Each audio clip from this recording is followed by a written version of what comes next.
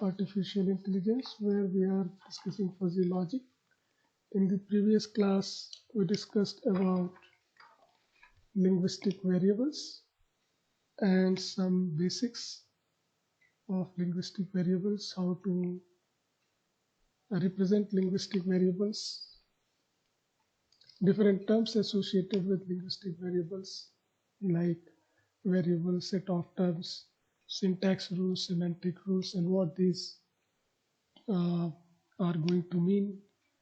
Here we have seen then what we mean by fuzzy set, what is fuzzy subset, and if any temp and how these membership functions can be used to represent a linguistic variable. And then for a particular uh, temperature, here the example of temperature is taken. For that sake, you can say that if a particular temperature is taken, then in terms of membership values, how it can be represented as an array. Here we have seen that fuzzy logic gives something unique, and uh, and we cannot really exploit. And that uniqueness is that it gives a capability to process in words, but we cannot really exploit what this fuzzy logic offers because our computers have not been developed which at this level that they can process in words. So that is why we need a process of conversion. If any description in words is given, then we need to convert it into numbers through this theory of fuzzy logic, and through these numbers our computers can process. Further, we have seen that these membership functions can be increased for a given range. For example, here for -5 degrees to 35 degrees temperature range, we have used 5 membership functions. If we increase number of membership functions here, we can be more accurate up to whatever level we want. So only the size of the terms need to be changed. Here it is 5, we need to go to 9, 11 or 100. Depends upon what type of accuracy we want. If we want to be super precise in our answer, we can go for 100 memberships. But yes, as we discussed, it results in a lot of computations. So the more number of membership functions, a lot more computation would be involved. So it is for the first time that uh, a technique was developed for the first time that gave the choice that what accuracy we want. If we want rough estimate, then we can go by few membership functions. If we want high accuracy, we can go for higher number of membership functions. Now, we would like to see that what we can do with this, what we have discussed so far. But before that, we will come back to our fuzzy set and classical sets. We know that our classical set is going to be a subset of fuzzy set, rather a special case. So as far as classical set is concerned, it is also known as Boolean set. It is also you can call as true and false set. It's a special case of fuzzy set. It's a subset, yes or no type of set. But when we are to deal with situations where we have vagueness in the description which cannot be mentioned as yes or no, but there is something between yes and no, like old, very old, not so old. So, as far as description is concerned, we are not going to say that someone is old or not. Is this fellow old? Yes. And is this fellow not old? Then we'll say no. But if we are going to describe something between these two descriptions, then we take the help of fuzzy sets. So we can say that we have seen earlier that a simple set, classical set, can be defined as a set of elements where X belongs to a universe of discourse and X is something, some property is mentioned here. X is delta. So, for example, we can say that suppose if X is a temperature as we were discussing earlier, then this sentence may mean that X is very hot. Now, if X comes from the set of all old men, then we can say that all old men. Then we can say that X is a very young man. It's not old man, rather set of all men.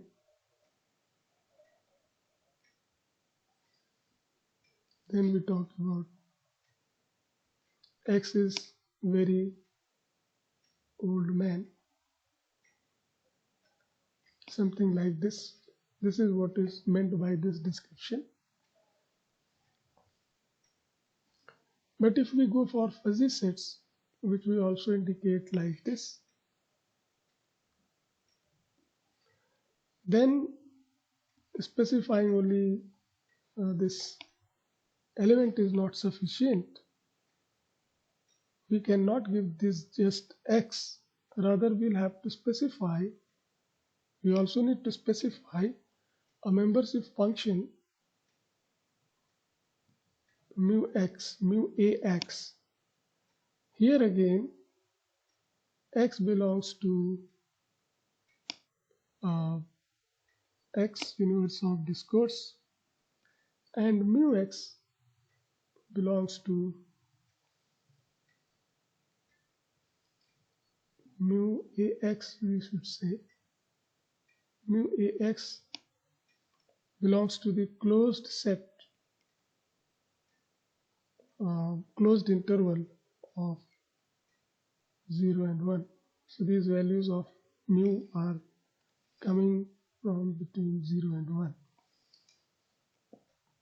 So through this mu a, we, for any element x, we are specifying that what is the degree of membership, up to what degree this is a member of this set A. And if we want to give more realistic model of the world, then we'll have to specify that a given particular x is having what membership in um, different fuzzy sets. So in this set, a particular x is having this membership function, then this particular x would be having some other membership in different fuzzy set. In third fuzzy set, it will be having some other membership functions. So membership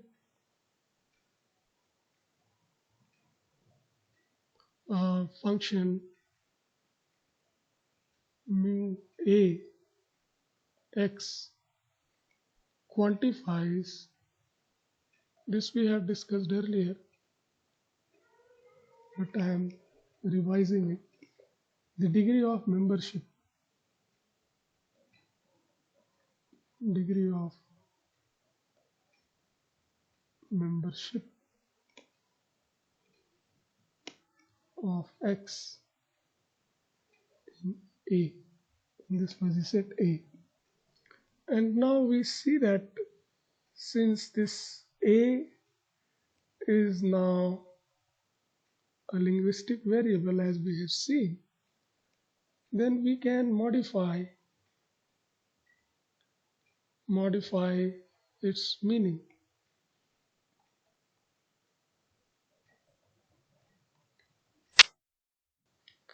Then what does it mean? What is the meaning of this modification of the meaning? So this means that if we are having a term hot, then we can say very hot.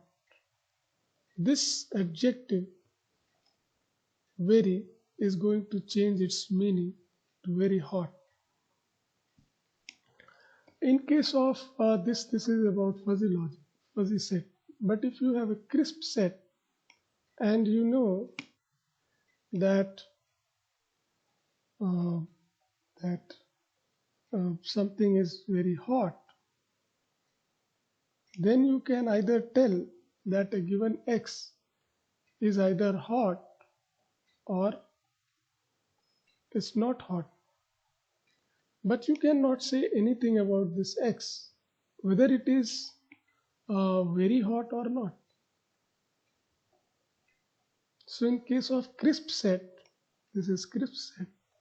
If x is a member of hot, we cannot give any comment regarding this x as far as very hot is concerned, because very hot is not defined and we cannot modify the meaning of this hot. But in fuzzy set, we have seen that we can modify its meaning, and keeping it in the same linguistic variable, hot. So how do we do it? So for that, suppose we are drawing a membership function,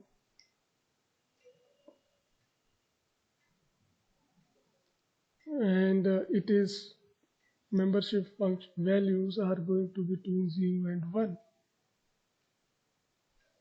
and membership function is like this. Suppose I am plotting only up to this, and this is representing a linguistic variable a, and we want to this is a fuzzy set a corresponding to linguistic variable. Then we can perform an operation that will be concentration,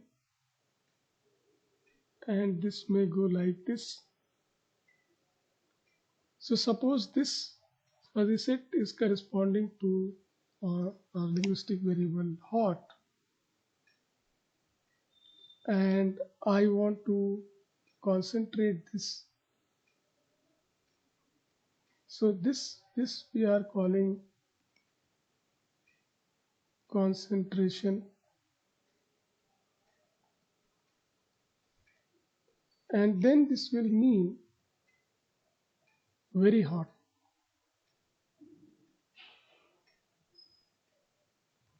And how will we modify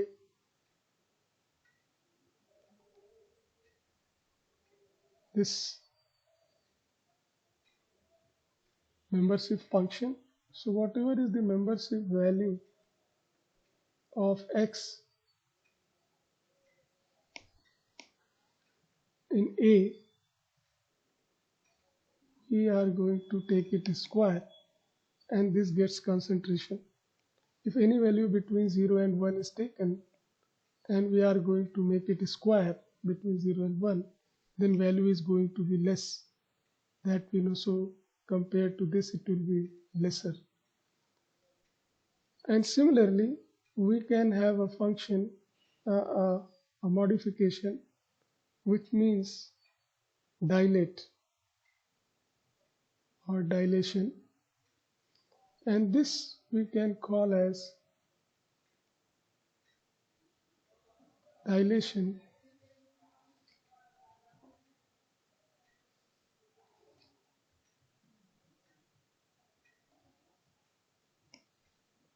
and this we can represent as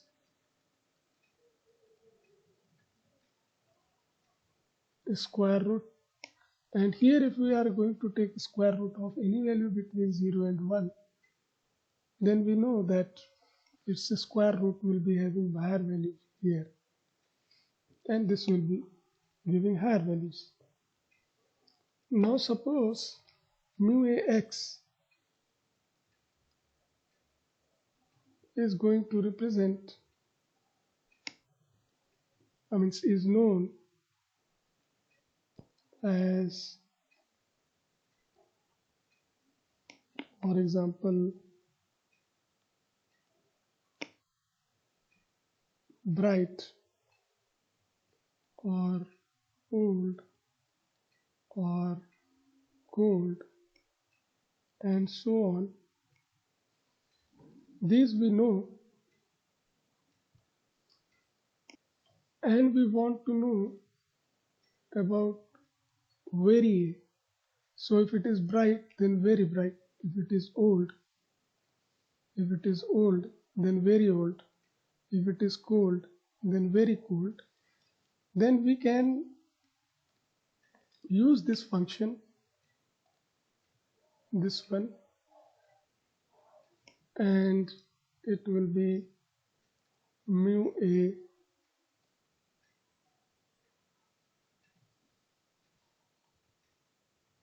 mu very a. This can be defined as con a. We can write like this, and to evaluate membership value we can use this function. So question comes that why this is square? So answer is that if we go by this square, then we know that it is going to conform to our intuition, and if a given temperature is coming in hot, then in very hot its membership value will of course be less.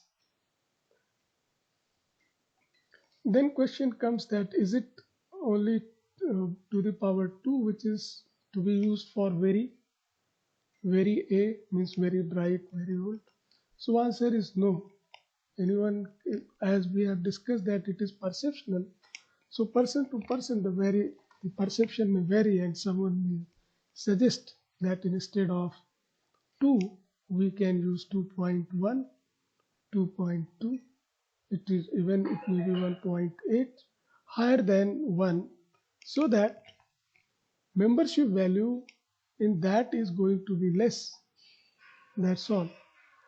Because so question comes that as far as this power is concerned, there is a lot of degree of freedom. So answer is yes, and it is because no two persons can agree to a exact temperature. Suppose we were talking about pleasant temperature, so no two persons can agree to a common temperature as pleasant temperature. Person to person perception will vary, so there is a lot of vagueness. That is why there is a lot of degree of freedom. For example, now let us take another example. This was for very air. Now let us take example of this mu more or less a. So for more or less than a, we can write is equal to dilation a. Now here again, this power half is going to correspond to dilation, and the idea here is that if something is a, then more or less the membership in this fuzzy set will be obviously higher. So with this idea we have chosen this one, but yes, someone may suggest values less than 1, might be 0.8, might be 0.9. So it depends on person to person, but yes, one thing will be sure, that membership value will be higher as compared to this one.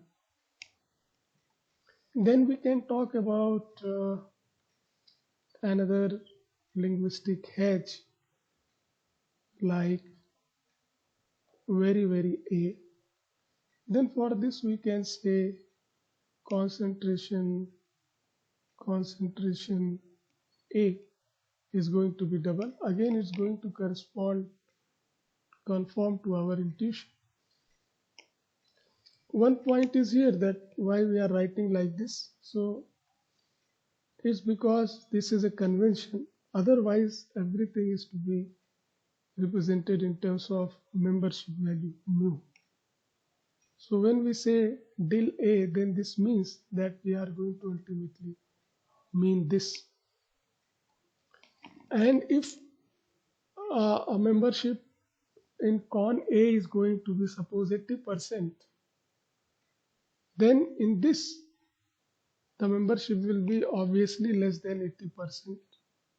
So that we can get by two step of concentration.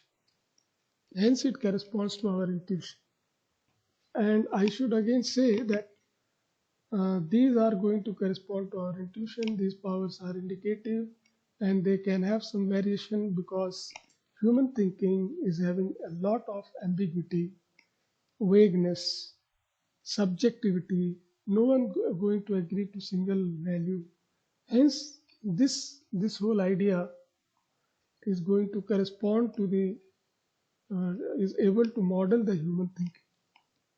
Now, whatever we have discussed so far, we need to see that is it going to be useful in the real life applications, and if it is useful, then it can do something substantial, and we can do something substantial in some real life problems.